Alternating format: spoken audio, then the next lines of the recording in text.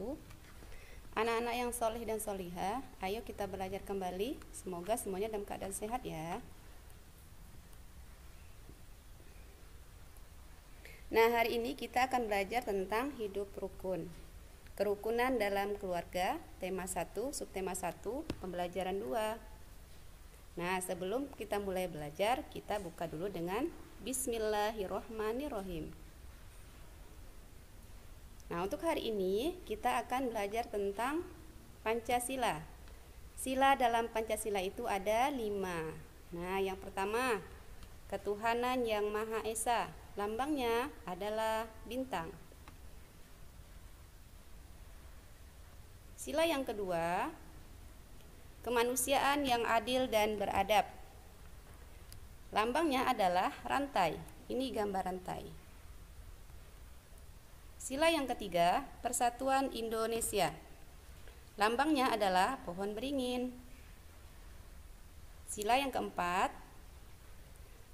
kerakyatan yang dipimpin oleh hikmat kebijaksanaan dalam permusyawaratan perwakilan. Lambang sila keempat adalah kepala banteng. Terakhir, sila kelima, keadilan sosial bagi seluruh rakyat Indonesia. Lambangnya adalah padi dan kapas. Nah, itu anak-anak ya tentang Pancasila. Pancasila itu ada 5. Silakan anak-anak hafalkan bunyi sila beserta lambangnya. Nah, Ustazah lanjutkan tentang pengamalan sila pertama dalam Pancasila.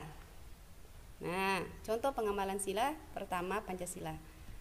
Meyakini bahwa Allah adalah Tuhan kita. Nah, bagaimana cara kita meyakini Allah itu Tuhan kita?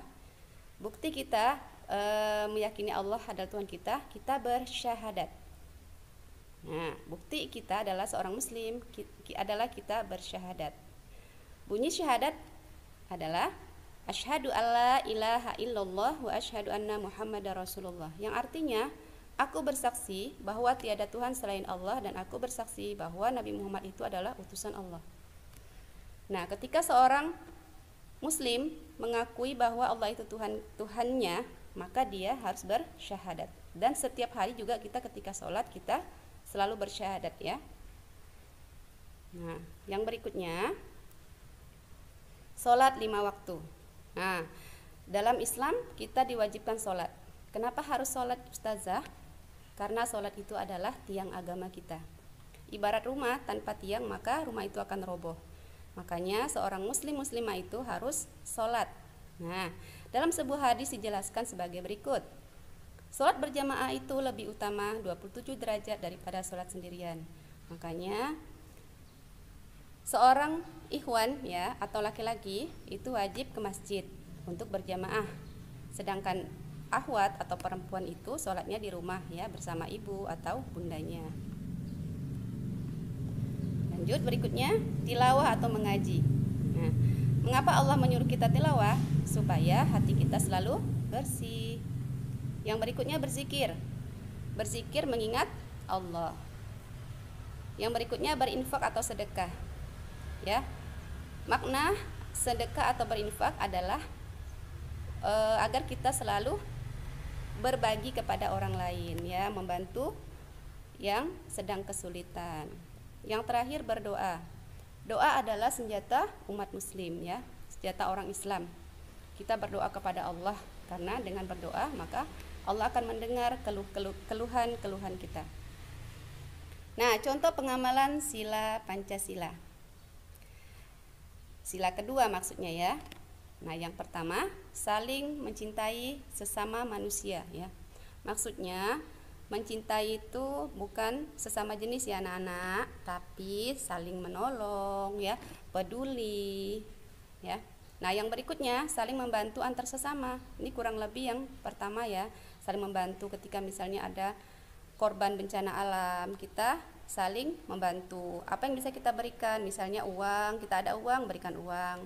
Kita ada pakaian layak pakai, kita berikan ya.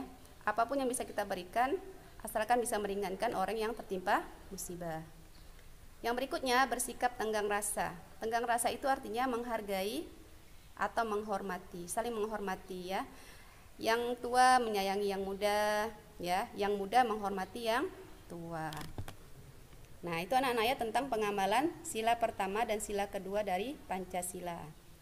Yang berikutnya kita belajar tentang kata ungkapan. Yuk kita lihat. Nah, anak-anak, kata ungkapan itu seperti yang ada pada buku paket ya, ada 4. Nah, yang pertama kutu buku. Kutu buku itu artinya suka membaca atau gemar membaca. Yang kedua rendah hati. Rendah hati itu artinya tidak sombong.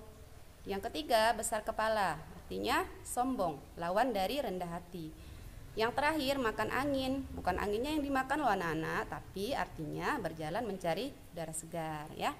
Nah, itu tentang kata ungkapan, anak-anak bisa baca di buku percakapannya ya. Ini Ustazah ringkaskan saja.